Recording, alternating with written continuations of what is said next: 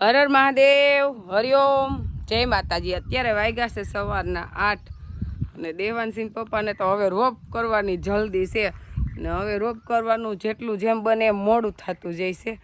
અત્યારમાં જો રોપમાં જે ખડ ઉગ્યું છે ને એમાં રાપ હાંકવા વયા ગયા છે અને આપણે હજી આ વર્ષે તો મરચીનું બિયારણ ન થાય, વી આજ લેવા જવાનું છે, પછી 1-2 દિવસમાં રોપ કરી નાખશે। રોપ કરતાં તો આપણે ઓલી ઓયણી છે એટલે એમાં કંઈ વાર લાગે નહીં, 2 કલાકમાં તો આપણે રોપ થઈ જાય। પણ એમાં પહેલાં ખડ પાડી નાખી, ખડ હાવ સુકાઈ જાય, પછી કોઈ મોટા મોટા કાંકરા હોય વીણી લે, પછી રોપ થાય। અને આપણી જાહેર મશીનથી વઢાણી છે, જો હાથે વહી હોત ને તો લગભગ માણસો મૂકીને વયા જાત, એવી હાવ આમ ભાંગી તોડી નાખી હતી રો। ભૂંદડામાં 10 થી 12 રહેતા હતા, હવે ભૂંદડું ક્યાંય દેખાતું નથી, જાહેરના કારણે જ હતા અહીંયા નહીં। ચોખ્ખું વહી ગયા બધાય કેને જગ્યા રહેવાનું વિખાઈ ગયું। જો આપણે રોપવાળામાં તો એક ટ્રેક્ટર દેશી ખાતર નાખ્યું હતું અને 4-5 પાન પાઈને કમ્પ્લીટ કરી દીધું હતું અને અત્યારે રાપે આખી નાખી અને હવે બાંધ દેવા પારા, એટલે એકદમ આપણું વાવવાની ફૂલ તૈયારી થઈ ગઈ। એટલે આજ નહીં પણ કાલ સવારે વાવેતર ચાલુ કરવાનું, અત્યારે કમ્પ્લીટ કરીને રાખી દી, કાલ વાવી જ દેવાનું। કાલ ફાઇનલ છે, કાલ 1 તારીખ છે, કાલ છે, આજ પહેલી છે, આજ છે ને, એટલે કાલ 2 તારીખે ફાઇનલ વાવેતર થઈ જાય ને કાલ ને કાલ પીઈ જાય।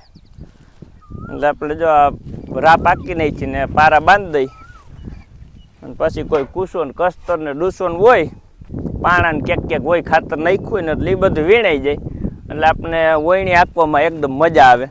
અને વાતાવરણ હવે એકદમ ઘાર્યું થઈ ગયું છે, એટલે જે ઓલી લૂ હતી ને એ લૂ વહી ગઈ છે, એટલે વાતાવરણમાં ભેજ આવી ગયો ને એટલે હવે મરચીના બીને ઉગવામાં વાંધો ન આવે, એમ એકદમ ઉગાવો સારો આવે। હવે આપણે ભાગ્યાવાળા આવી ગયા છે એટલે કઈ દેવાનસિંહ પપ્પાને બહુ ઉપાધિ નથી, ન કરતા ભૂંદડા પૂગી જાય બધું વીખી રાખે ના, એનું આપણે ફરતા ખીત્યું એમાં આપણે ફરતી ઓલી ખીલાહારી ખોડીને ઝટકા શોટ મૂકી દેવો છે, એટલે ભૂંદડાનો પ્રશ્ન હલ થઈ જાય।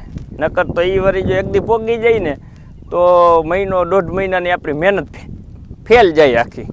અને ભૂંદડા તો આવે નહીં, પણ અત્યારે ખાલી ખેતર છે ને એટલે સડી આવે, ક્યાંક વળી કંઈ ભીનું દેખે ને એટલે આરોટવા આવે, ખાવાનું આવે, એમાં તો શું ખાય રોપમાં તો, આપણે તો મોંઘા ભાવનું બિયારણ છે ને। હા, અત્યારે સીઝન છે કેરીની અને આપણે કેરી તો ચાલુ જ હોય રોજ, એટલે આજે આપણે એમ થયું ફ્રૂટ સલાડ બનાવી નાખી। હજુ બનાવ્યું ફ્રૂટ સલાડ, હાંજે જ બનાવી નાખ્યું તો આપણે દૂધે સુલે ઉકાળી લીધું હતું, એટલે એકદમ સરસ જો ફ્રીઝરમાં મૂક્યું હતું ને એટલે બરફ જેવું થઈ ગયું છે। પણ ફ્રૂટ આપણે હાંજે નહોતું નાખ્યું એટલે અત્યારે ફ્રૂટ નાખી દઈ। અને ફ્રૂટ સલાડ તો અમારે લગભગ ઘરમાં બધાને ભાવે જ, બહુ બને, પણ આ ઉનાળો એમને વહી ગયો આખો ફ્રૂટ સલાડ વગરનો, તો ઉનાળાને જવાની તૈયારી છે અને આપણે બેનું ને હોસ્ટેલે જવાની તૈયારી છે, ત્યાં કીધું બનાવી નાખી। ફ્રૂટ સલાડ બની ગયું છે અને ફ્રૂટ નાખીને પાછું મૂકી દે એટલે બપોરે ખાવા ટાઈમે થઈ જાય તૈયાર। અને આપણે ફ્રૂટ સલાડ બનાવીને એમાં હાંજે ફ્રૂટ ન નાખી, સવારે જ નાખી ફ્રૂટ, હાંજે જ ખાલી ઉકાળીને ઠંડુ કરવા મૂકી દીધું। આપણે દેવાંશભાઈને તો હાંજે જ પીવાનું ચાલુ કરી દીધું હતું, એને તો એવું વાલો દેવાંશને। દેવાંશિન પપ્પાને કંઈક કામથી કંડોળા જવું છે એટલે આપણે ભેગું જવાનું હતું ભાઈ, એટલે મારે થોડુંક લેવાનું છે, સાડી એક છે એનું બ્લાઉઝ સીવડાવવાનું છે અને કંઈક જાય એટલે યાદ આવે, અને મેન તો શાકભાજી લેવાનું છે।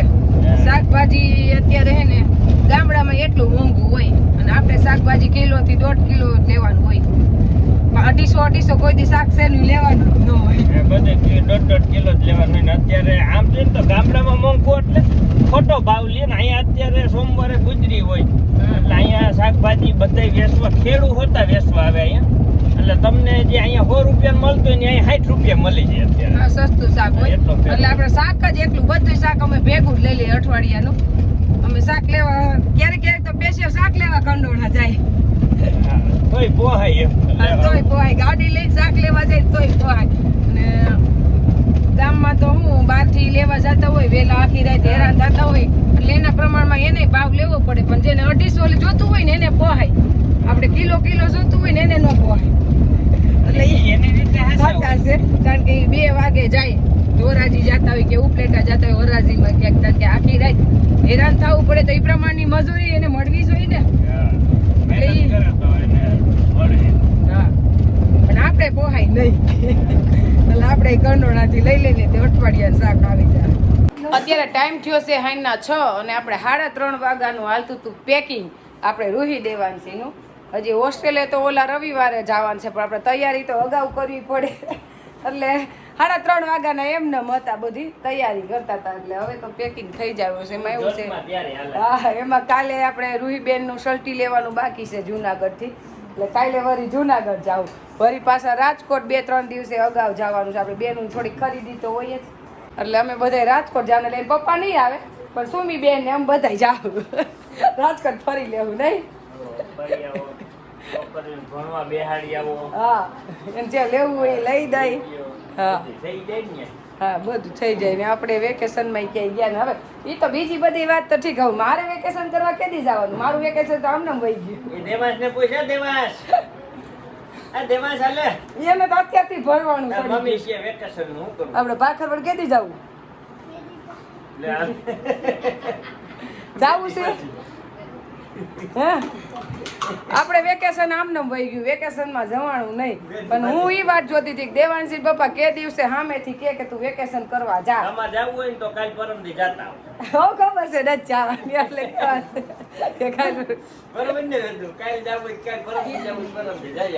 પછી બહુ કહેતા ને હું કાલ જુનાગઢ રોકાઈ જાય મારા ભાઈની ઘરે.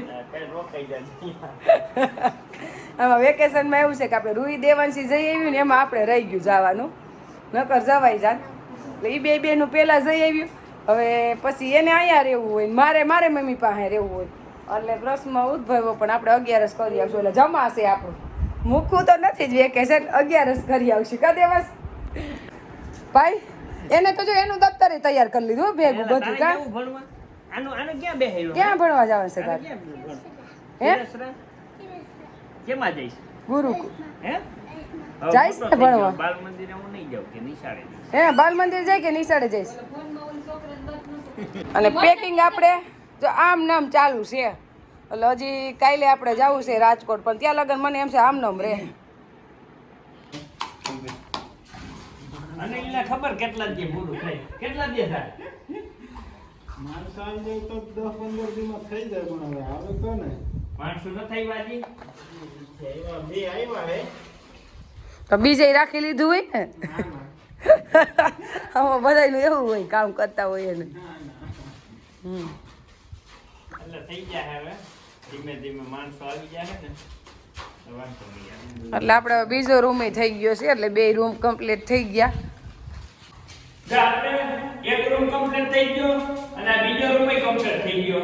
જો મહિના પડતા કઈ ઘટે નહીં લેવા એટલે હવે હોલમાં જાય એટલે હોલમાં ભાઈ એમ કહે છે કે 2 દીમાં માણસો આવી જાય એટલે લગભગ 2 દી માણસો આવશે તો 5-6 દીમાં આપણો હોલ કમ્પ્લીટ કરી દે એમ એટલે આપણું હોલ કમ્પ્લીટ થઈ ગયો ને પડતા મહિના પડવાનું મેન આપણે હતું બાયનાનું કે બાયના જે માર્બલના નાખવાના હતા ને એ બંધ રાખ્યા છે 12 શાખા માર્બલના અને હવે એની રાખ્યા રોડાના કારણ કે એક કોમેન્ટ આવી હતી કે રોડાના બાયના વાળીએ હારા કે મજબૂત થઈ તો ફેશન નું ઈ આપણે ન જોવાનું હોય તો એટલે આપણે ફેશન નથી રાખી રોડાને એમ રાખી દેવા એટલે ખર્ચોય નહીં કારણ કે ઓલો તો એક બાયનું અંદાજે 15-20 હજાર રૂપિયા ખાઈ લે ફીટ માર્બલનું કરી 12 શાખ અને પછી સીટ બેહાડી બધું કમ્પ્લીટ કરીને એટલે એક બાયનું 10-15 હજાર રૂપિયા ખાઈ જાય એટલે આપણે હવે આરામ કરી કે આજ રાત કરવાનું. આ કમ્પ્લીટ જ છે આમાં કઈ કરવા વાળું તો છે નહીં. કલર તો કરવો જોઈએ ને એ નહીં કરો કલર કરવાનો છે અને આ રૂમમાં તો કઈ ઘટે જ નહીં લાદી કમ્પ્લીટ ના હો એ તો બાયણાનું આપણે માની લીધું બાકી લાદીનું તો આવશે જ નહીં. લાદી તો આ રૂમની કાઢવાની જ છે ભલે લાદી પોર નાખી એટલે કઈ આપણે ખર્ચો જે કર્યો કઈ વસૂલ નથી કર્યો પણ લાદી કાઢવાની આ લાદી હાલશે જ નહીં હાલે. માથે ફિટ કરી દેવું તો લાદી તો બધે એક હરખી જ થાય પીઠ અને ઉપર ફિટ કરી દેવું એટલે પોતા કરવા હોય મારે કારણ કે મારે તો જેટલી સુવિધા વધશે ને એટલું કામ વધશે.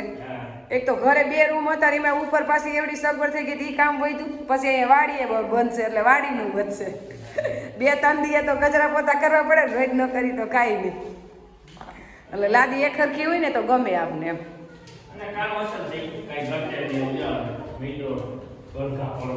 કામ સારું થાય છે. હવે પાણી પાઈ દો. અડધામાં કાલનું કામ કરેલું છે એમાં, અને આજનું છે એમાં તો સવારથી પાણી ચાલુ કરશે.